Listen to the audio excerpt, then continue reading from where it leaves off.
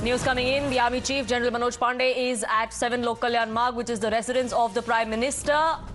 Earlier, just a few minutes ago, Air Chief Marshal and the Chief of the Navy as well were at the Prime Minister's residence. They are, of course, briefing him on the Agnipath Scheme, the tweaks and sessions that have been made ever since the announcement last week of this particular scheme. At the moment, Army Chief General Pandey is at the Prime Minister's residence.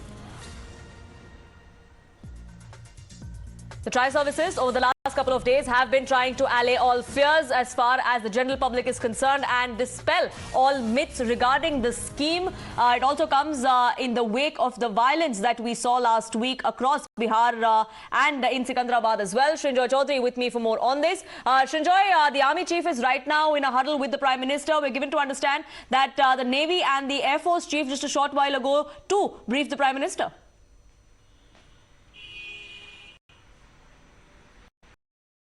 The first person who arrived here was the Navy Chief, and after a while the Air Chief arrived.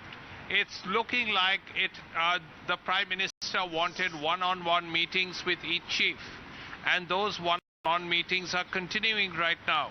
We imagine that this is for the Agnipath scheme, though there could well be other reasons, but what we saw was the Navy Chief and the Air Chief had about half an hour with the Prime Minister.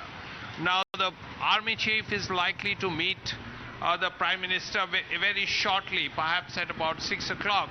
So we will know at the end of his meeting at probably about 6:30 how things have panned out.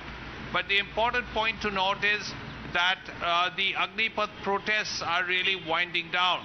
There have been no attacks, no trains have been burnt, no buses have been attacked, no people have been attacked.